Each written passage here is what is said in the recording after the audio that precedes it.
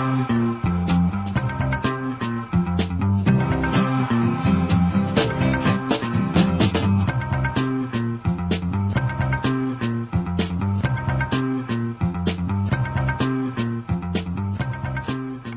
and welcome to Question Time. I'm Omkar Goswami. My guest is a brewmaster's daughter who qualified and worked as a master brewer before starting her own company. Since then, her company has grown from strength to strength and she brews a very heady financial.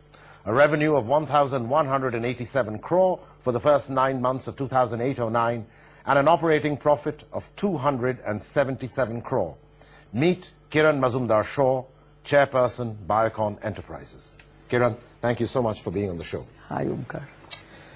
Tell us about when you returned from doing your course as a brewmaster at Ballarat in Australia and tried to start working. What happened? Well, you know, I really encountered a very, very steep gender barrier. Basically, I think the world just felt that, you know, at least India was not ready for a woman brewmaster. And I just found it very, very difficult to pursue my profession. So, you know, it was a very, very disappointing time for me when I got back. And why did you want to be a brewmaster? Because it is true, very few women are brewmasters. Well, my father had a lot to do with that, you know. He was a very, very unique person, someone who really believed that there was no gender barrier. He wanted to see one of his children follow his footsteps because he was India's first brewmaster.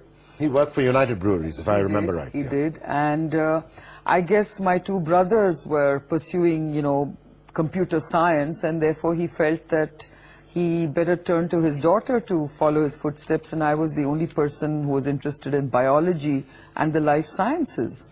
And so you came back and you were working for a while, and you say that you faced a lot of gender bias. I mean, what kind? I mean, that a woman couldn't be a brewmaster or something else? Well, you know, essentially they felt that I was okay to solve problems. I was okay to have technical discussions with. But I was not okay to manage a brewery. So basically they didn't want to entrust managerial responsibilities to a woman.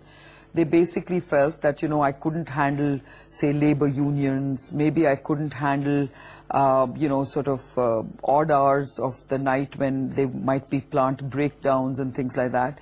And essentially they felt I was high risk because, you know, it was their responsibility if they hired me as a brewmaster, and they just felt they didn't want to take on the risks associated with that. But that was up to about 77. And then you got into starting a business. Where did that change happen and why? You know, I would say that that happened very accidentally. Tell us about the accident. Yeah, so I call myself an accidental entrepreneur. You know, it was almost kind of on a rebound that I started Biocon. I was very disillusioned that I couldn't get a job as a brewmaster. I encountered a biotech entrepreneur from Ireland who was actually looking to set up a biotech company as a joint venture in India, and he was looking for a partner. He had heard about me. This is Leslie Auchincloss.